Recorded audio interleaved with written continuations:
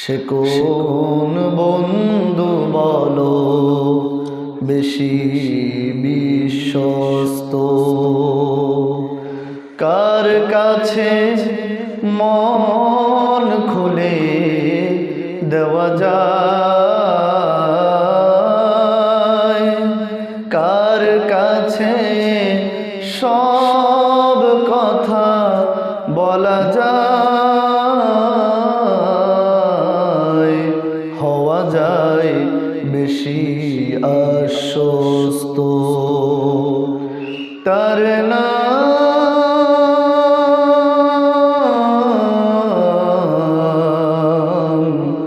আহমদ, বড় বিশ্বস্ত। সে কোন বন্ধু বলো বেশি বিশ্বস্ত, সে কোন বন্ধু বলো বেশি বিশ্বস্ত। যে জন কখনো ব্যথা দিতে জানে না, যে জন কেবলই মুছে দেয় বেদনা, যে জন কখনো ব্যথা দিতে জানে না, যে জন কেবলই মুছে দেয় বেদনা, হৃদয়ের হাহাকার আপন করে নিতে আর কার বুক এত প্রশস্ত। তার নাম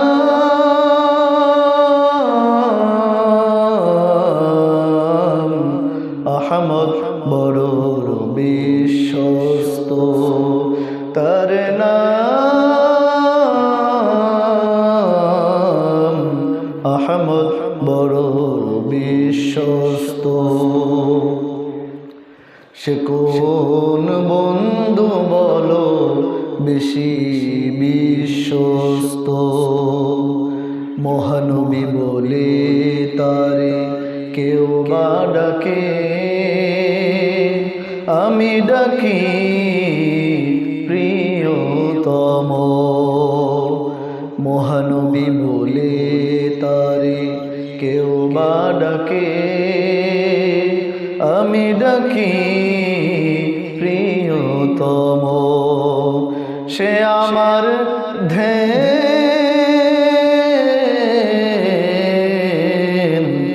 ভালোবাসা প্রেম মধুময়, মনে হর স্বপ্ন সমন। সে কোন বন্ধু বলো বেশি বিশ্বস্ত, সে কোন বন্ধু বলো বেশি বিশ্বস্ত, সে কোন বন্ধু বলো বেশি বিশ্বস্ত।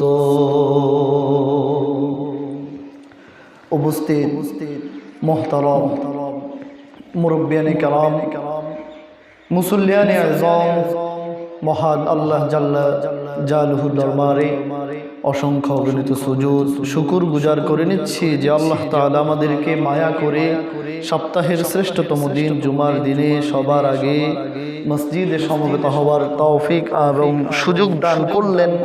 আমরা মহান মুনিবের শেখানো ভাষা অনুযায়ী কালিমাতুশ শুকর আদায় করে পড়ে নিচ্ছি আলহামদুলিল্লাহ। সাথে করে দুরূদ সালাম, মানবতার মুক্তির দিশারি, শাফাআতের কান্ডারি। পৃথিবীর সকল মানুষ আমার আর আপনার সাথে বেঈমানি করতে পারে, প্রতারণা করতে পারে।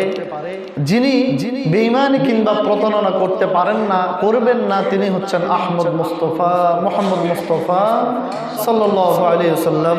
তিনার কদম মোবারকে সালাম প্রেরণ করছি। আল্লাহুম্মা সাল্লি ওয়া সাল্লিম ওয়া বারিক আলাইহি। সম্মানিত মুরব্বিয়ানে কেরাম, মুসল্লিয়ানে আযম, আজকের এই চমৎকার জুমআয় আমরা কোরআনুল কারীমের 10তম পারা থেকে প্রায় 11 পারায় 2 পারা জুড়ে এই সূরাটি স্থান দখল করেছেন। সূরার নাম হচ্ছে সূরা তাওবা।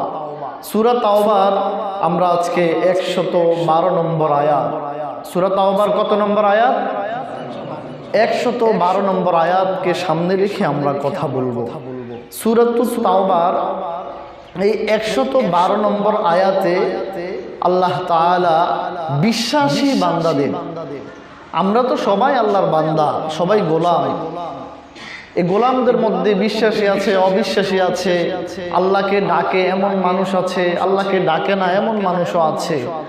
তো আল্লাহ তাআলা এখানে আমভাবে তিনার গোলাম বা বান্দাদের কথা তিনি বলেন নাই, আল্লাহ বিশ্বাসী বান্দাদের, যারা আল্লাহকে, রাসূলকে, পরকালকে, কিয়ামতকে, হাসরকে, মিজানকে, ফুলসিরাতকে বিশ্বাস করে এমন বিশ্বাসী বান্দাদের আল্লাহ তাআলা এই সূরা তাওবার 112 নম্বর আয়াতে 9টি গুণাগুণ বর্ণনা করেছেন। কয়টি গুণাগুণ?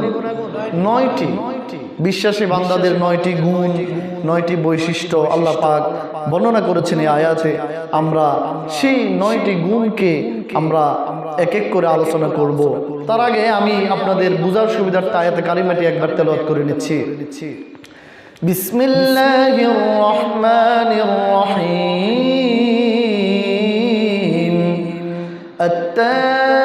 التائبون العابدون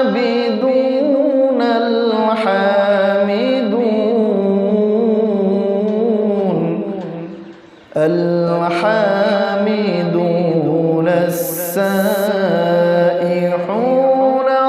الراكعون الساجدون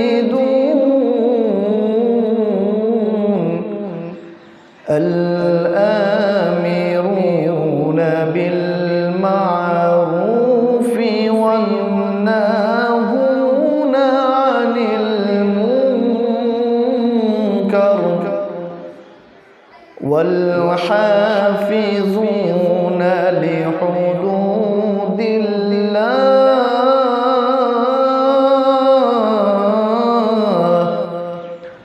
وبشر المؤمنين।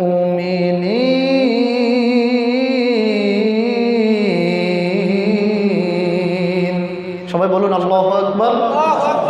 আল্লাহ তাআলা এই আয়াতে মুমিন বান্দাদের 9টি গুণ বর্ণনা করার পরে বলছেন, হাবিব আমাদের নবীকে, নবী এই 9টি গুণ যার ভিতরে থাকবে, ওয়াবাশশিরিল মুমিনিন, আপনি ওই সকল বিশ্বাসী বান্দাদেরকে আপনি সুসংবাদ দেন আমার জান্নাতের। জোরে বলুন সুবহানাল্লাহ।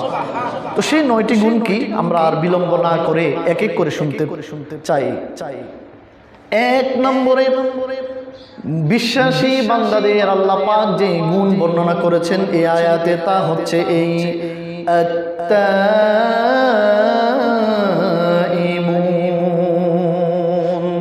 আমার তাওবাকারী বান্দাগণ, যারা ভুল হলে, গুনাহ হলে তাওবা করে কার কাছে?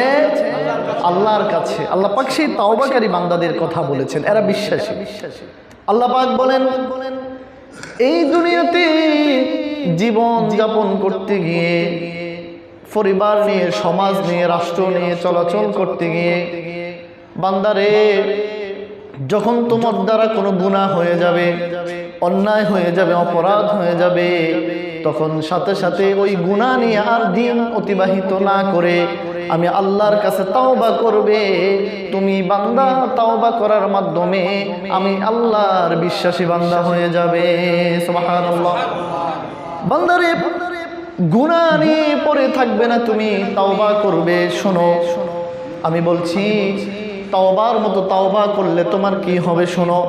আল্লাহ পাক সূরাতুত তাহরিমে বললেন, ইয়া আইয়ুহাল্লাযীনা আমানু তুবু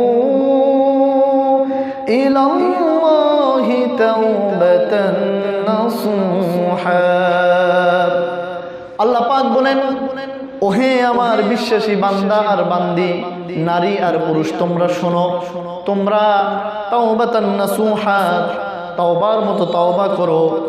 ইলাল্লাহ, আমি আল্লাহর কাছে, আমি আল্লাহর কাছে যদি তাওবার মতো তাওবা করতে পারো, শোনো, আসা রাব্বুকুম আন ইউকাফিরা আনকুম সাইয়্যাতিকুম ওয়া ইউদখিলাকুম জান্নাতিন তাজরি মিন তাহতিহাল আনহার। আল্লাহ পাক বললেন, আমার বিশ্বাসী বান্দা আর বান্দিরা শুনো, গুনাহ করার পরে তাওবার মতো তাওবা করলে খালিস নিয়তে আমি আল্লাহ তাআলা সম্ভবত তোমাদের সব গুনাহ মাফ করে দেব। শুধু তাই নয়, গুনাহগুলো মাফ করার পরে আমি আল্লাহ পাক তোমাদেরকে এমন জান্নাত দান করব যে জান্নাতের নিচ দিয়ে নদী আর ঝর্ণা প্রবাহমান থাকবে, চলমান থাকবে। সুবহানাল্লাহ। গুনাহ করার পরে বান্দা বিলম্ব না করে আল্লাহর কাছে যদি তাওবা করে ফেলে, আল্লাহ পাক বান্দার জন্য এই পুরস্কারের ব্যবস্থা রেখেছেন। শুধু তাই নয়, আপনি আমি আর কত গুনাহই না করেছি, আমার আপনার গুনাহ যদি আসমান জমিন ছাড়িয়ে যায়, আল্লাহ পাক বলেন, বান্দারে তোমার গুনার চাইতেও আমি আল্লাহর দয়া তোমার জন্য আরো বেশি। সুবহানাল্লাহ। আল্লাহ পাক বললেন সূরাতুজ জুমারের ভিতরে কি শুনুন, কুল ইয়া ইবাদিয়াল্লাযীনা আসরাফু আলা আনফুসিহিম লা তাকনাতু মির রাহমাতিল্লাহ। আল্লাহ পাক আমাদের নবীকে ডাক দিয়ে বললেন, ও নবী, আমার বান্দাদেরকে আপনি জানিয়ে দিন, বলে দিন, আমার বান্দারা যদি নিজের নফসের সাথে অন্যায় করে, নিজের সাথে বেঈমানি করে, গুনাহ করতে করতে জীবনটাকে বরবাদ করে ফেলেছে, ক্ষমা পাবে এমন আশাও ছেড়ে দিয়েছে, আমার ওই সকল পাপী গুনাহগার নাফরমান বান্দাদেরকে আপনি ডেকে ডেকে বলেন, লা তাকনাতু মির রাহমাতিল্লাহ। ওগো আমার হাবিব মুহাম্মদুর রাসূলুল্লাহ সাল্লাল্লাহু আলাইহি সাল্লাম, ওই সকল পাপীগুলোকে আপনি ডেকে ডেকে বলে দিন, তারা যেন আমি আল্লাহর রহমত থেকে দূরে সরে না যায়। সুবহানাল্লাহ। তারা যেন বুক ভরা আশা নিয়ে আমি আল্লাহর কাছে তাওবা করে ক্ষমা চায়। যদি তারা তাওবা করে, ইন্নাল্লাহা লা ইয়াগফিরু যুনুবা জামিআ, তাওবা করার কারণে আমি আল্লাহ তাআলা তাদের জীবনের সব গুনাহগুলো মাফ করে দিব। সুবহানাল্লাহ। কেননা ইন্নাহু হুয়াল গফুরুর রহিম, আমি আল্লাহ আমার বান্দার প্রতি ক্ষমাশীল এবং দয়ালু। আমি ক্ষমাশীল এবং দয়ালু। আমি আমার বান্দার জন্য কি পরিমাণ ক্ষমাশীল আর কি পরিমাণ দয়ালু, এই কথাটা আল্লাহ তাআলা আবার হাদিসে কুদসিতে তিনি চমৎকার করে বলেছেন। কি বললেন? আল্লাহ পাক হাদিসে কুদসিতে বলেন, ওয়া ইন যাকারনি ফি নাফসি যাকারতাহু ফি নাফসি, আমার কোন পাপী বান্দা যদি আমি আল্লাহকে একা একা ডাকে, কিভাবে ডাকে বলেন সবাই? একা একা যদি আমার কোনো পাপী বান্দা আমাকে ডাক দেয়, আমি আল্লাহ আমার সেই পাপী বান্দাকে একা একা ডাক দেয়। সুবহানাল্লাহ। মানে আমার আর আপনার পাপের কথা যদি একা একা আল্লাহকে বলেছি, আল্লাহ একা একা আপনাকে আমাকে সাড়া দিচ্ছে। তারপরে আল্লাহ বলেন, ওয়া ইন যাকারনি ফি মালাইন যাকারতাহু ফি মালাইন খায়রাহু, আমার বান্দারা যদি সমাবেশ করে একসাথে আমাকে ডাকে, আমি আল্লাহ আসমানে ফেরেশতাদেরকে নিয়ে আমার বান্দাকে ডাকি। সুবহানাল্লাহ। এই যেমন আমরা এখন একসাথে আমরা আল্লাহ তাআলার কথা বলছি, আল্লাহ তাআলা আসমানে ফেরেশতাদের সাথে আমাদের গুণগান আল্লাহ পাক করছেন। তারপর আল্লাহ বললেন, ওয়া ইন তাকাররাবা ইলাইয়া বিশিবইন ওয়া তাকাররাবতু ইলাইহি যিরাআন, আমার বান্দা যদি আমার দিকে এক বিঘত আগায়, আমি আল্লাহ আমার বান্দার প্রতি এক হাত আগাই।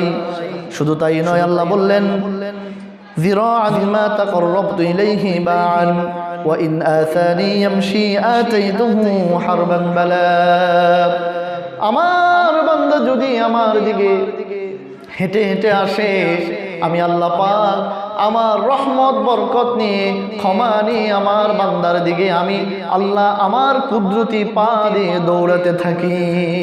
সুবহানাল্লাহ। কি পরিমাণ দয়া, কি পরিমাণ মায়া আপনার আমার প্রতি আল্লাহ পাক রেখেছেন এটা আমরা বিশ্বাসও করতে পারবো না। দেখুন আমাদের যে জীবন তো ক্ষুদ্র, এই ক্ষুদ্র জীবনে আমরা কি আমল করি? এক ওয়াক্ত নামাজ পড়লে 3 ওয়াক্ত বাদ যায়, আমাদের গুনাহ অন্যায় অপরাধের তো কোনো শেষ থাকে না। তো আল্লাহ তাআলার কাছে আমরা আমল দিয়ে নামাজের মাধ্যমে রোজা রাখার মাধ্যমে আমরা ইবাদত করে জান্নাতে যেতে পারবো, এই বড়াই অহংকার আমরা কি করতে পারবো? অবশ্যই না। কি এমন আমাদের ইবাদত আছে? রাসূল সাল্লাল্লাহু আলাইহি সাল্লাম বলেছেন আল্লাহ তাআলা যে বান্দাকে ধরবে, হিসাব চাইবে, সে বান্দা ধরা খেয়ে যাবে। মান নুকিশা হালাকা, নবীজি বলেছেন যাকে আল্লাহ পাক ডাকবে, ডেকে আল্লাহ পাক হিসাব যার কাছে চাইবে, সে ধরা খেয়ে যাবে, সে ধরা খেয়ে যাবে, বাঁচতে পারবে না। যেমন আপনাদের বোঝার জন্য আমি বনি ইসরাইল রাসূল সাল্লাল্লাহু আলাইহি সাল্লামের যুগের একজন আবেদ, একজন ভালো মানুষের কথা তুলে ধরতে চাই। বনি ইসরাইলের একজন ব্যক্তি ছিল, সে যতদিন হায়াত পেয়েছে তার জীবনে একটা মিথ্যা কথাও সে বলে নাই, এক ওয়াক্ত নামাজও সে ছাড়ে নাই, সে সব আমল করেছে, ইবাদত করেছে। সেই বনি ইসরাইলের একজন ব্যক্তিকে যার জীবনে একটা গুনাহ ফেরেশতারা লিখতে পারে নাই, এমন একজন ব্যক্তিকে আল্লাহ তাআলা কিয়ামতের দিন ডাক দিবেন, ডাক দিয়ে বলবেন যে আমার বান্দা উদখুলিল জান্নাতা বিরহমাতি, go to the paradise with my mercy, যাও বান্দা আমার দয়ায় আমার জান্নাতে যাও। তখন সেই বান্দা বলবে আল্লাহ আমার কি মাথা খারাপ? কেন আপনার দয়া আজকে আমার লাগবে? আমি তো অনেক ইবাদত করেছি, আমার তো নামাজ রোজা হজ যাকাত কোনো কিছু তো আমার কমতি নাই, তাসবিহ তাহলিল জিকির আজগার দান সাদাকা সবকিছু তো আমি দুনিয়াতে করেছি, আজকে তোমার দয়া আমার লাগবে না। চলো বলুন না নাউজুবিল্লাহ। বান্দা কিন্তু বুঝতে পারে নাই সে কার সাথে টক্কর দিয়েছে, এটা কিন্তু সে বুঝতে পারে নাই, না বুঝে বলেছে। আল্লাহ বলবেন যে ঠিক আছে, তুমি তোমার ইবাদত দিয়ে জান্নাতে যাবে, আমার দয়া লাগবে না, আচ্ছা আমি দেখতে চাই তুমি কেমনে যাও, তুমি কিভাবে জান্নাতে যাও, আমি আল্লাহ একটু দেখতে চাই। আল্লাহ তাআলা বললেন ও আমার ফেরেশতারা, আমার এই গোলাম কি বলেছে শুনেছো নাকি?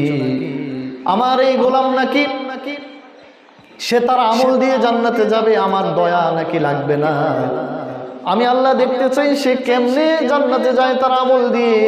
ফেরেশতারা রে, তার পুরা জীবনের আমলগুলোকে মিজানের এক পাল্লায় রাখো, আর তাকে আমি যেই 2টি চক্ষু দিয়েছি, আল্লাহ পাক আমাদেরকে দেখার জন্য কয়টা চোখ দিয়েছেন? 2টি চক্ষু দিয়েছি। 2টি চক্ষু নয়, একটি চক্ষু মিজানের অপর পাল্লায় রাখো, এবার ওজন দাও।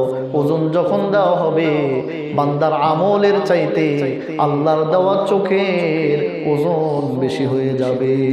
সুবহানাল্লাহ। এখন বান্দা যেতে চায় আমল দিয়ে জান্নাতে, আল্লাহ বলতে চায় আমার দয়া দিয়ে যাও। এখন যখন এই অবস্থা হবে, বান্দার পুরা জীবনের আমল এক পাল্লায় আর আল্লাহর দেওয়া একটা চোখ এক পাল্লায়, চোখের ওজনটা যখন বেশি হয়ে যাবে, বান্দা এবার শরমের মধ্যে পড়ে যাবে। তখন বান্দা লজ্জিত হবে। আল্লাহ বলবেন যে বান্দা এখন তো তোমার আমলের চাইতে তো আমার চোখের মূল্য বেশি, তোমাকে যে দিয়েছি যাও তুমি এখন জাহান্নামে যাও।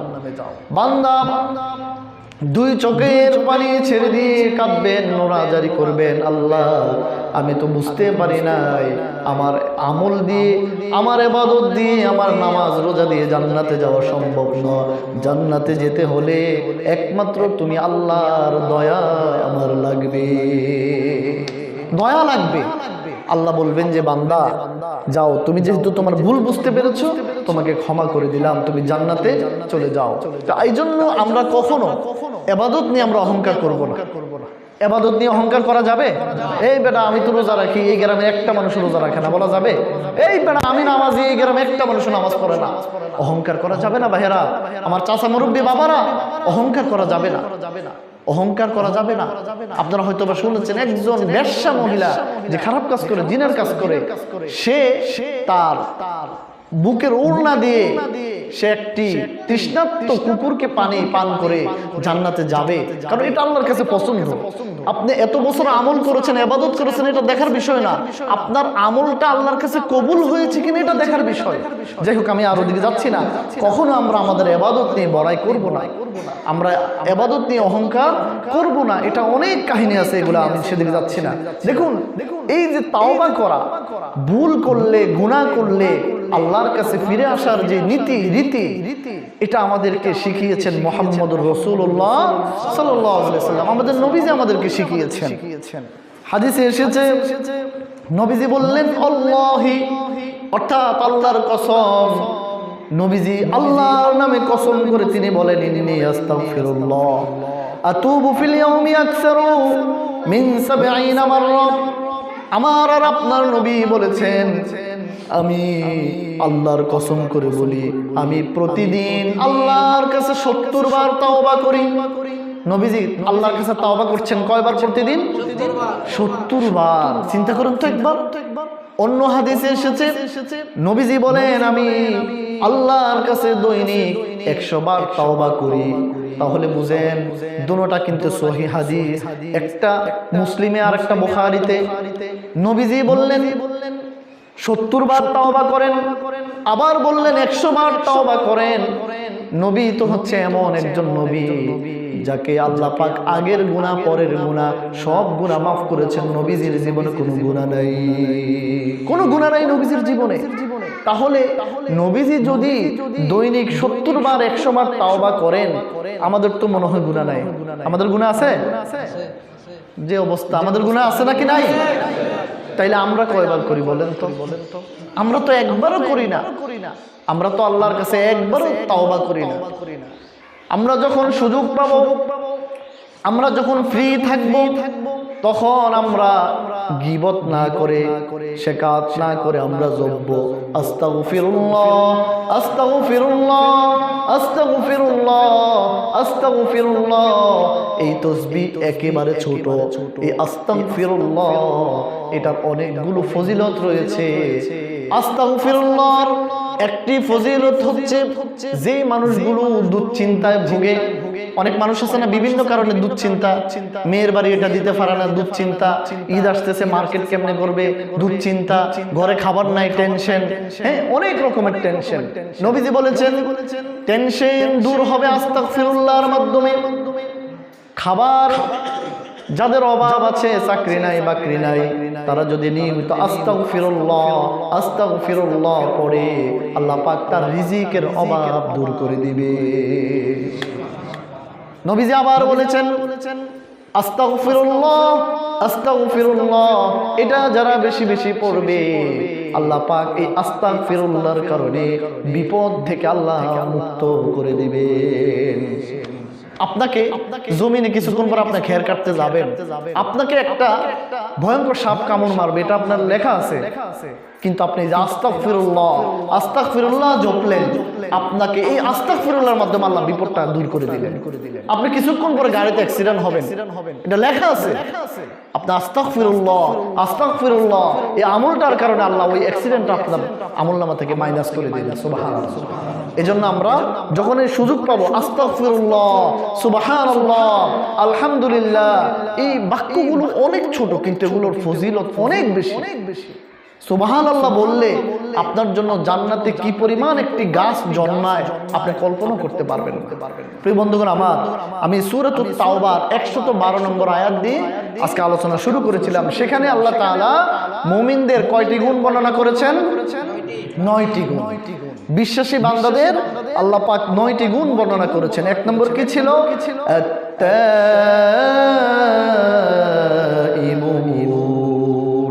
আল্লাহর তাওবাকারী বান্দাগণ। আর ব্যাখ্যা করছি না সেদিকে। 2 নম্বরে আল্লাহ পাক সূরাতুত তাওবার এই আয়াতে মুমিনদের 9টি গুণ, বিশ্বাসী বান্দাদের 9টি গুণ বর্ণনা করেছেন। 2 নম্বর হচ্ছে আল হামিদুন। 2 নম্বর হচ্ছে আল আবিদুন, আল্লাহ পাকের ইবাদত করনেওয়ালা বান্দারা। আল আবিদুন, আল্লাহর ইবাদত যারা করে আল্লাহ পাক তাদের কথা বলেছেন। দেখুন আল্লাহ তাআলা এই পৃথিবীতে তো অনেক কিছু সৃষ্টি করেছেন, মানুষ, জিন, ভেড়া, দুম্বা, উট, হরিণ, সাপ, বিচ্ছু, হাঁস, মুরগি, কত কিছু আল্লাহ সৃষ্টি করেছেন না? সৃষ্টি করেছেন।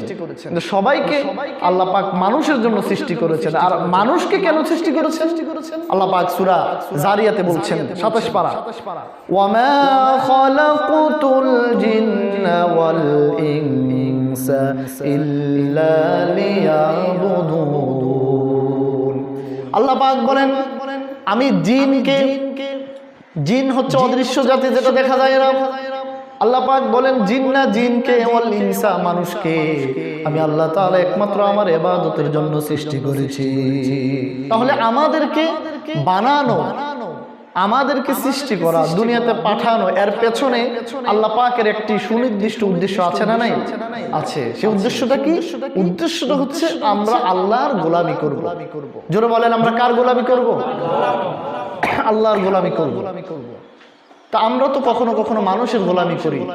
এই যে বাংলাদেশে জ্বালাও ফুরাও ভাঙচুর শুরু হয়েছে, কার কথায় মানুষ আরেকজনের বাড়ি জ্বালাচ্ছেন আপনি?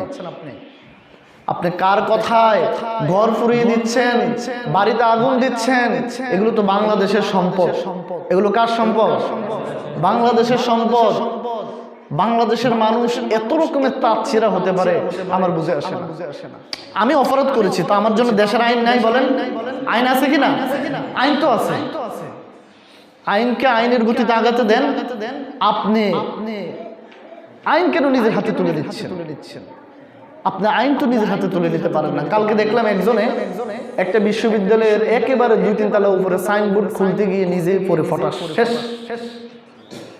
তা আপনি এই যে নিজের জীবনেরও তো আপনি কি করলেন? আপনাকে ওখানে উঠতে কে বলছে? দেশের আইন আছে তো, যারা অপরাধী তাদের বিচার হোক, এটা কি আমরা চাই না? বলেন আমরা তো চাই, কিন্তু আপনি অন্যায়গতভাবে নিজের কাঁধে আপনি কেন আইন তুলে দিচ্ছেন? রাসূল সাল্লাল্লাহু আলাইহি সাল্লামের শিক্ষা তো এই না, সাহাবীদের শিক্ষা, আউলিয়া কেরামদের শিক্ষা তো এটা না। যারা অপরাধী তাদের বিচার হবে, হচ্ছে। আপনি আমার সেটা ধৈর্য নাই। আমার তো মনে হয় বাংলাদেশে অল্প কিছুদিনের ভিতরে, কয়েক বছরের ভিতরে যুদ্ধ লাগবে। বাংলাদেশের যে অবস্থা খুব একটা ভালো না। যারা খোঁজ খবর রাখেন, বাংলাদেশকে নিয়ে গোটা আন্তর্জাতিকভাবে ষড়যন্ত্র হচ্ছে। বাংলাদেশ কোন সময় যেন বাংলাদেশ সুইংগামের মতো, আর এই বাংলাদেশের প্রতি সকালে সবাই মিলে ওত পেতে বসে আছে, কোন সময় কে গিলে ফেলে আল্লাহ ভালো জানে। আর সেই সুযোগটা আমরা করে দিচ্ছি, সেই সুযোগটা আমরা করে দিচ্ছি। এটা কিন্তু ঠিক নয়। বাংলাদেশের মানুষ কেন বুঝে না? নেতা আমাকে কি বললো, নেতার কথা মতো আমাকে আগাতে হবে কেন? যেই নেতা ভাঙচুর করতে বলবে আমি ওই নেতার পিছনে নাই। যেই নেতা আমাকে অন্যায় শেখাবে আমি ওই নেতার পিছনে নাই। আমাকে ইসলাম কি বলে আমি সেটার দিকে আমাকে আগাতে হবে। সুতরাং এই ভাঙচুর, জ্বালাও ফুরাও এগুলোর সাথে ইসলামের কোনো সম্পর্ক নাই। প্রিয় বন্ধুগণ আমার, তো আল্লাহ তাআলা আমাদেরকে সৃষ্টি করেছেন তার গোলামির জন্য। সূরা বনী ইসরাঈল আল্লাহ বলেছেন وَقَضَى رَبُّكَ أَلَّا تَعْبُدُوا إِلَّا إِيَّاهُ وَقَضَى رَبُّكَ তোমার রব তোমাকে আদেশ দিচ্ছেন, নির্দেশ দিচ্ছেন আল্লাহ তা'বুদু ইল্লা ইয়্যাহু, একমাত্র আল্লাহর গোলামি করো। আল্লাহ আমাদেরকে আদেশ দিয়েছেন, নির্দেশ দিয়েছেন, হুকুম করছেন যে একমাত্র আমার গোলামি করো। কিন্তু বর্তমানে আমরা আল্লাহর গোলামির চাইতে নেতার গোলামিটাকে ভালোভাবে করি কিনা? করি। আল্লাহর গোলামি আমরা সেভাবে করি না। নেতার কথা মেনে কত মানুষকে হত্যা করা হয়, নেতার কথা মেনে কত মানুষের সম্পদ লুণ্ঠন করা হয়, নেতার কথা মেনে কত মানুষের উপরে জুলুম করা হয়। আর সময়ে সময়ে সেই নেতারাও পালিয়ে যায় কি যায় না? পালিয়ে যায়। অনেক মানুষ তো আজকে জেলে, অনেক মানুষ তো আজকে কারাগারে, বোরকা গায়ে দিয়ে দাড়ি রেখে, দাড়ি কেটেও তো পার পেতে পারেন নাই। তো কার কথায় এতদিন মানুষের উপর জুলুম করেছেন? আজকে তো আপনার অস্তিত্ব নাই। আজকে একজন ছোট মেম্বার পর্যন্ত নিরাপদ না, সে পর্যন্ত পালানোর জন্য পথ খুঁজে। কেন? ওই যে আপনি সুযোগটা পেয়ে মানুষকে মানুষ মনে করেন নাই, আপনি মানুষকে জানোয়ার মনে করেছিলেন। সুতরাং আপনি ক্ষমতা আছে বলে মানুষের উপরে অন্যায় অপরাধ করতে পারবেন না। আপনি মানুষকে মানুষের চোখে আগে দেখেন। আপনি মানুষকে মানুষের চোখে নেন, মানুষকে মানুষের চোখে দেখেন, দেখবেন আপনার দল ক্ষমতায় না থাকলেও একটি ফুলের টোকা দেওয়ার ক্ষমতা কোনো মানুষ আপনার প্রতি স্পর্ধা দেখাবে না। দেখাবেন। আমাদের সমস্যাটা হচ্ছে আমরা মানুষকে মানুষ হিসেবে বিবেচনা করতে চাই না। একমাত্র আল্লাহর গোলামি ছাড়া আর কারো গোলামি করা যাবে না। আল্লাহ পাক আবার সূরা কুরাইশে বললেন ফালইয়াবুদু রাব্বা হাযাল বাইত, কাবা ঘরের রবের গোলামি করো, কাবা ঘরের রবের গোলামি করো, অর্থাৎ আল্লাহর গোলামি করো। তাহলে 2 নম্বরে আল্লাহ তাআলা কি বলেছেন বিশ্বাসীদের গুনাহগুনের কথা? আল্লাহ তাআলা বলেছেন আল আবিদুন, যারা আমার ইবাদত করবে তারা হচ্ছে আমার বিশ্বাসী বান্দা। 1 নম্বর ছিল আত-তাইবুন, যারা তওবা করবে তারা আমি আল্লাহর বান্দা। 2 নম্বর ছিল আল আবিদুন, যারা আমার ইবাদত করবে তারা হচ্ছে আমার বান্দা। 3 নম্বর হচ্ছে আল হামিদুন, যারা বেশি বেশি আমি আল্লাহর প্রশংসা করবে তারা হচ্ছে আমি আল্লাহর বান্দা। আল্লাহর প্রশংসা করতে হবে। আমরা আল্লাহর কৃতজ্ঞতা যাপন করি না, আমরা আল্লাহর প্রশংসা যাপন করি না। গোস্ত রান্না করার পরে বহুত স্বাদ হয়ে, জাকির আলী দোয়ানের গোস্ত খুবই সুস্বাদু, কিন্তু এই গোস্তটা, এই গরুটা কে সৃষ্টি করলেন, এই গরুর দুধটা কে তৈরি করলেন, এই পুকুরে মাছগুলো কে দিলেন, এই রৌদ্র কে দিলেন, ঠান্ডা কে দিলেন, গরম কে দিলেন, সেই মালিকের প্রশংসা আমরা করতে চাই না।